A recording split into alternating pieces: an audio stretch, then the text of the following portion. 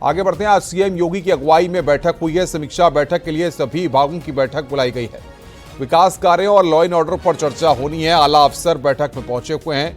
दरअसल सीएम योगी ने लोकसभा चुनाव के दौरान कई रैलियां की थी, लिहाजा उनके पास पूरे प्रदेश का फीडबैक है।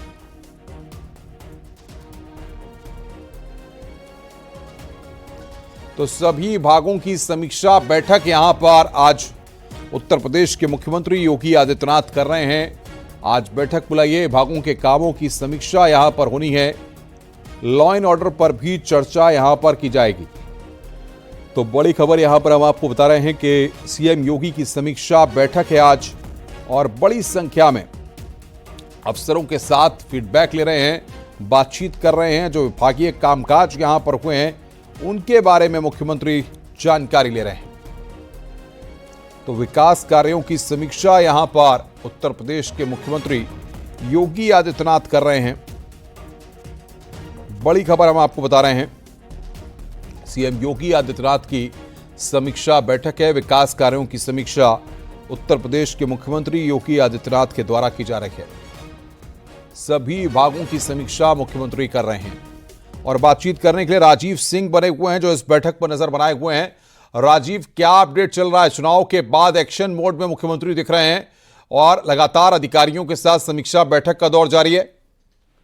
अब देखिए अनुपम, इस वक्त मुख्यमंत्री योगी आदित्यनाथ अपने 5 कालिदास मार्ग स्थित आवास पर एक अहम समीक्षा बैठक कर रहे हैं, क्योंकि ये 2 माह बाद चुनाव आचार संहिता लगी हुई थी। प्रदेश में चुनाव चल रहा था, उसके बाद ये बैठक बुलाई गई है, जिसमें उत्तर प्रदेश के सभी विभागों के अपर मुख्य सचिव, प्रमुख सचिव यानी कि जो विभागीय अध्यक्ष हैं उनको बुलाया गया है। इस दौरान मुख्यमंत्री योगी आदित्यनाथ न सिर्फ उनसे फीडबैक ले रहे हैं, बल्कि बीते 2 माह में किए गए कार्यों की भी जिले वाइज समीक्षा कर रहे हैं। इस दौरान मुख्यमंत्री ने कई अधिकारियों के कार्य पर असंतुष्टि जताते हुए नाराजगी भी जताई है और कई आवश्यक दिशा निर्देश भी दे रहे हैं। ये बैठक अब से कुछ देर बाद तक चलेगी और उसके बाद एक आधिकारिक सूचना दी जाएगी कि आखिर मुख्यमंत्री योगी आदित्यनाथ ने इस बैठक में क्या क्या दिशा निर्देश दिए हैं। लेकिन ये माना जा रहा है कि जिस तरह से उत्तर प्रदेश में रिजल्ट आए हैं उसको देखते हुए मुख्यमंत्री योगी आदित्यनाथ इस बार किसी भी कीमत पर ये नहीं चाहते कि जनता को कोई समस्या हो, और यही कारण है कि खुद मुख्यमंत्री ने भी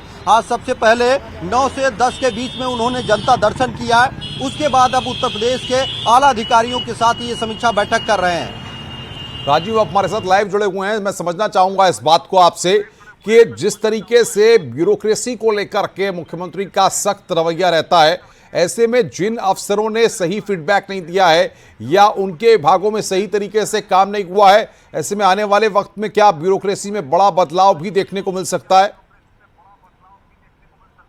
देखिए, यकीनन मुख्यमंत्री लगातार ये कहते रहे हैं और ये करते भी रहे हैं कि जिन जिन अफसरों के काम संतुष्टिजनक नहीं रहे हैं, यहाँ या जहाँ पर भी विकास कार्य जो है वो उसमें विलंब हुआ है, वहाँ पर एक बड़ा एक्शन देखने को मिला है। उम्मीद जताई जा रही है कि आने वाले कुछ दिनों में उत्तर प्रदेश के आईपीएस और आईएएस अफसरों के भी तबादले किए जा सकते हैं, ताकि उत्तर प्रदेश में जो विकास के कार्य हैं उनको तेजी से पूरा किया जाए। और खासकर इस वक्त सबसे ज्यादा जो मुख्यमंत्री का फोकस रहता है वो जन समस्याओं के निस्तारण पर रहता है।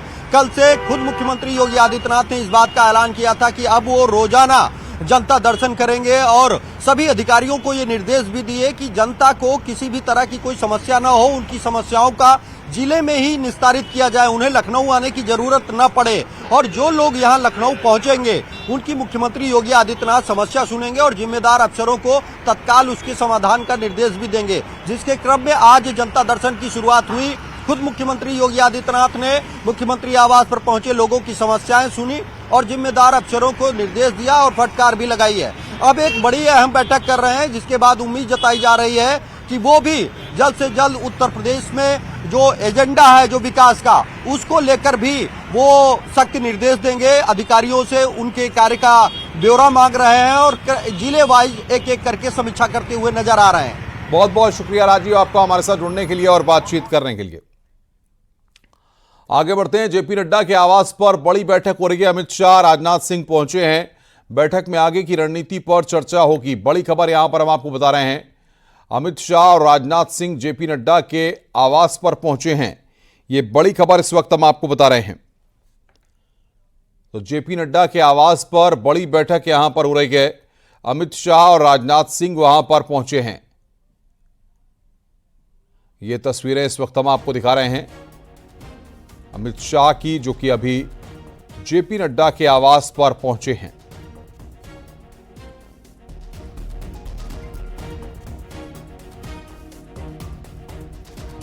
और बातचीत करने के लिए पवन गौड़ हमारे साथ हमारे संवाददाता जुड़ रहे हैं।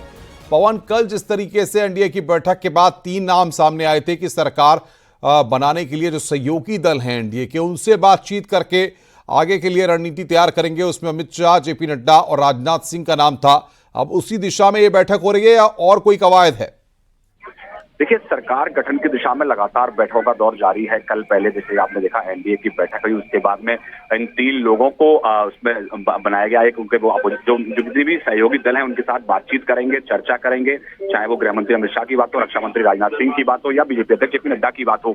तो जो सहयोगी दल हैं एनडीए के, उनके साथ तो बातचीत करनी ही है, लेकिन उनके साथ साथ अपनी तरफ से जैसे बीजेपी की तरफ से कौन कौन लोग सरकार में शामिल हो सकते हैं, कौन कौन नाम, क्योंकि खबर ये आ रही है कि अगले 1 से 2 दिन के अंदर, 2 से 3 दिन के अंदर शपथ ग्रहण समारोह भी हो सकता है। तो ऐसे कौन कौन लोग बीजेपी की तरफ से सरकार में शामिल होंगे, उन सब विषयों को लेकर इस बैठक में चर्चा होनी है। अब से थोड़ी देर पहले ये बैठक जो है वो अध्यक्ष जेपी नड्डा के आवास पर शुरू हो चुकी है। इसमें बीजेपी के राष्ट्रीय संगठन महामंत्री बी एल संतोष भी इस बैठक में है, रक्षा मंत्री राजनाथ सिंह है, गृह मंत्री अमित शाह हैं, ये सब लोग बड़े। लेकिन जिस तरीके से हमने देखा कि कल सूत्रों के हवाले से इस तरह की खबरें आ रही थी कि नीतीश कुमार रेल मंत्रालय मांग रहे हैं, 2 और मंत्री मांग रहे हैं, साथ ही साथ चंद्रबाबू नायडू को लेकर के भी तमाम खबरें चल रही हैं, तो इस पर भी मंथन हो रहा होगा। जाहिर तौर पर बहुत बहुत शुक्रिया आपका हमारे साथ जुड़ने के लिए और बातचीत करने के लिए।